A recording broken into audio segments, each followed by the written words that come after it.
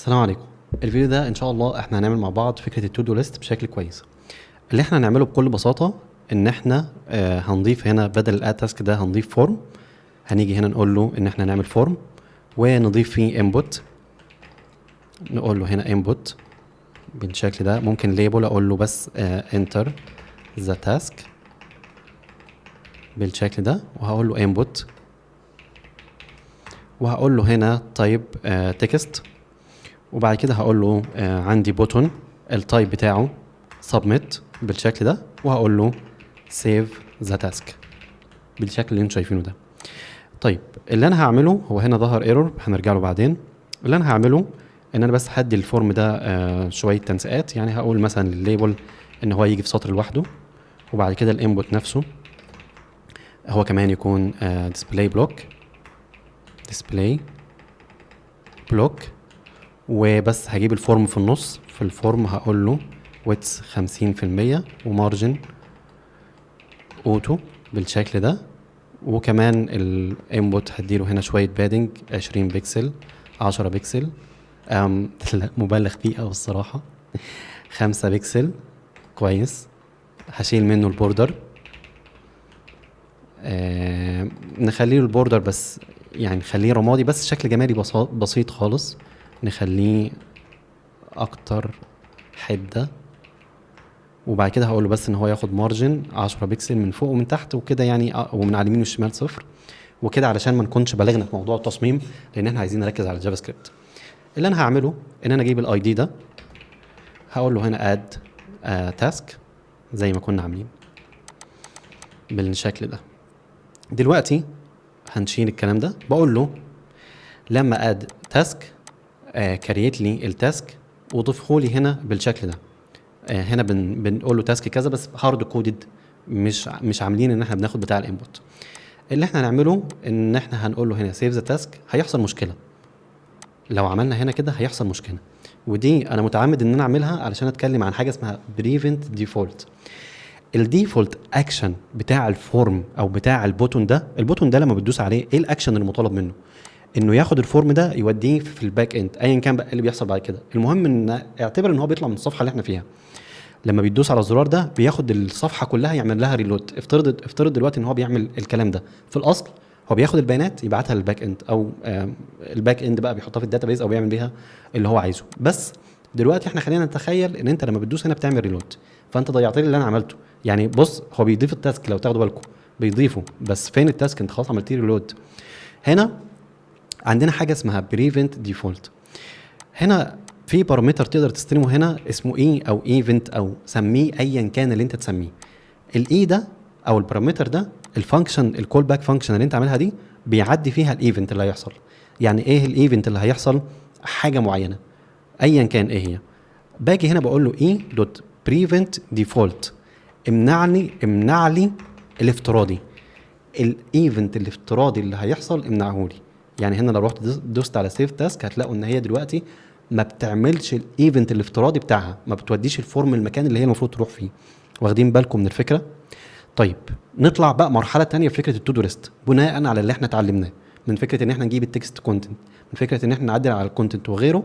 هنعمل الاتي: هروح اجيب الانبوت ده، هقول له اي دي، هنا هقول له تاسك. في حاجه عندنا متسميه تاسك واخده اي دي تاسك، مش حاجه واخده اي دي تاسك، هو ده التاسك.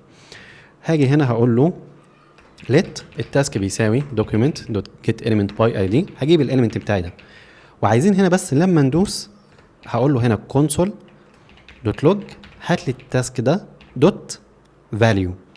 ليه value؟ لان هو input المره دي input، مش باراجراف، مش div، فهو ملهوش تكست كونتنت. هو هنا ليه قيمه. انا عايز اجيب الاتريبيوت بتاع الفاليو بتاعه. على سبيل المثال هو انا رحت هنا عملت value تيست فاليو بالشكل ده تيست، ماشي، وخدنا الكلام ده حطيناه بره، مش عايزين ايفنت معين. هتلاقوا ان هو جاب تيست لان دي الفاليو بتاعته.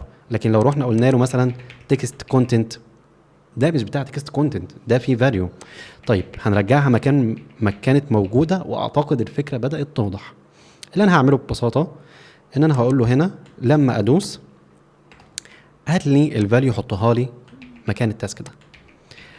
هيواجهني مشكله هنتكلم عنها. هقول له هنا مثلا ان انا عندي تاسك ان انا ايه study جافا سكريبت. سيف ذا تاسك، هنا حط لي 0. خلونا نتاكد المشكله فين. هنا task.inner.html. خلونا نحل المشكله مع بعض. هقول هنا اول حاجه علشان احل المشكله، ده ديباجنج بيحصل في العالم الحقيقي. هقول له هنا console.log، وهشوف هنا التاسك فاليو دي لما بدوس بيكون فيها ايه، فهدوس. فهو هنا كان not access task before initialization. هنا task. طيب ممكن علشان نتلاشى الصراع اللي هيحصل دلوقتي ان انا اجيب التاسك كل مره جوه الفانكشن دي، او معذره انا خدت بالي دلوقتي الايرور ده فين. انا عندي هنا وده حتى وانا بعمل التاسك سالتكم ومحدش جاوب عليا. لو كان التاسك ده موجود قبل كده ان احنا سمينا حاجه تاسك، فانا هنا عندي تاسك فعلا، عندي فاريبل اسمه تاسك، لكن خلينا نقول هنا هسميه تاسك element. هغير اسمه element، وهاخد التاسك element ده الانر HTML بتاعه احط فيه التاسك دوت فاليو اللي احنا جايبينه والتاسك دوت كلاس ليست، يعني هو ده، وهابنده في الاخر. انا بس غيرت الاليمنت اللي احنا عملناه، غيرت اسمه من تاسك علشان ما يسببليش مشكله. وخلونا نجرب سيف ذا تاسك تيست. طيب احمد، سيف ذا تاسك احمد. سليب ايرلي بالشكل ده، هتلاقوا ان هو قال لي سليب ايرلي. ايه المشكله؟ ان انا كل مره بروح امسح ده بنفسي. طب ما ليه؟ انا هاجي هنا، مش خلصنا ضفتهولي، عملت الكاونتر كل حاجه فضي بس. يلا عايز ايه التاسك الاول؟ خلينا ممكن بقى نشيل الكاونتر ده، مش هنحتاجه، ممكن نشيل دول. اقول له التاسك الاول، وخلينا حتى نخلي الفاليو فاضيه. study JS. التاسك الثاني هنا. طيب هنا حصلت مشكله ومنعته ان هو يعمل الحاجه اللي كان متوقع ان هو يعملها، ان هو يخليه فاضي. المشكله ان هو قال لي counter is not defined. لو رحنا هنا انا بعمل counter بلس بلس، فوقف اللي بعديه، عمل لي مشكله فيها. صلحنا الايرور بتاعنا، امورنا كويسه. هقول له هنا study JS walking around. ضيف بقى زي ما انت عايز. دي فكره التو دو بكل بساطه. لسه ناقص حاجه، ناقص حاجتين، ان احنا نقدر نمسح وان احنا نقدر نعدل، وده اللي هنتعلمه في الفيديوهات الجايه ان شاء الله. يا رب الفكره تكون واضحه.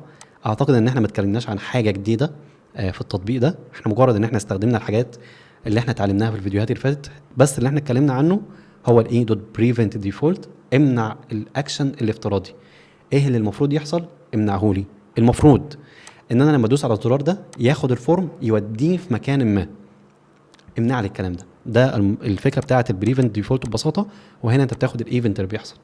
يا رب الفكره والتطبيق والفيديو والشرح يكون واضح، ونكمل في الفيديوهات الجايه ان شاء الله.